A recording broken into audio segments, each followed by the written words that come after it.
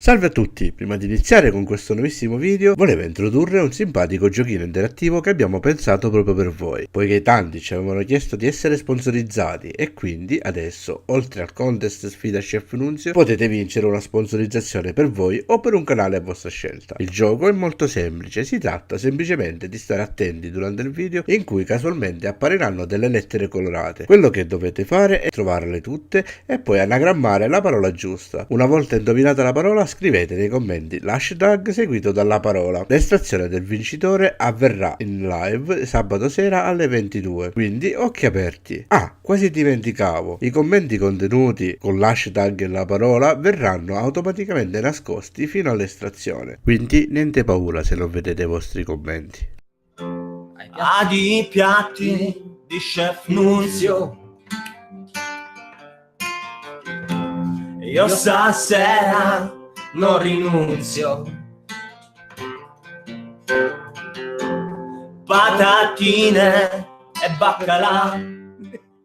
Oggi siamo qui con un primo delizioso estremamente semplice da realizzare, ma che vi darà un'esperienza di sapore unica e originale. E anche se non è esattamente economico, dipende dalla zona in cui si acquista il pistacchio, compensa con il fatto di essere veramente sano, poiché contiene proteine, carboidrati e moltissime vitamine. Ma andiamo a vedere come si fa questa versione cremosa e delicata di questo famosissimo piatto. Non più tra i farfalloni amoroso, notte e giorno di torno girano, delle belle turbando al riposo, Narcisetto a dolcino d'amor. Delle belle turbando al riposo, Narcisetto a dolcino d'amor.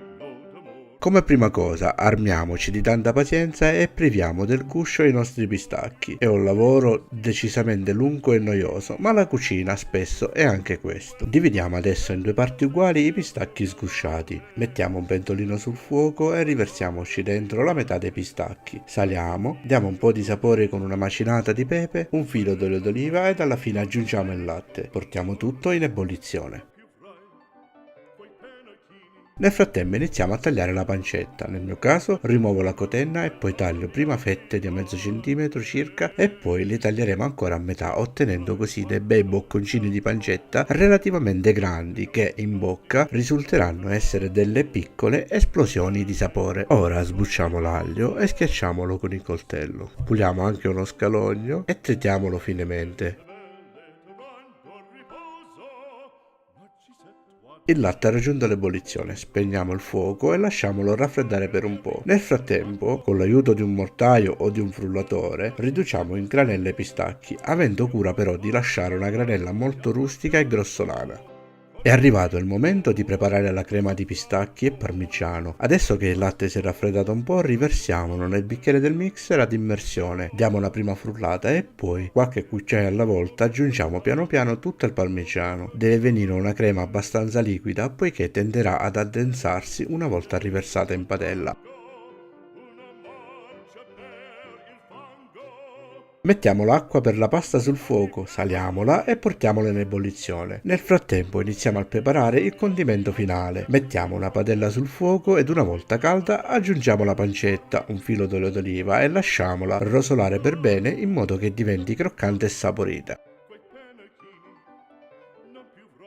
Aggiungiamo l'aglio, una parte di granella di pistacchi, lo scalogno, aggiustiamo di pepe e di olio d'oliva. Lasciamo cuocere saltando di tanto in tanto. Ora aggiungiamo la crema di pistacchi e parmigiano. Lasciamo cuocere per meno di un minuto. Dopo spegniamo tutto, altrimenti si rischia che prima che la pasta sia cotta la crema si addensi troppo, risultando un po' asciutta. Nel caso vi dovesse capitare però niente panico, vi basterà mettere un mestolo di acqua di cottura della pasta per riportare la crema alla giusta densità. Come si usa dire in gergo, buttiamo la pasta, non ci rimane che aspettare che sia cotta come piace a noi, al dente.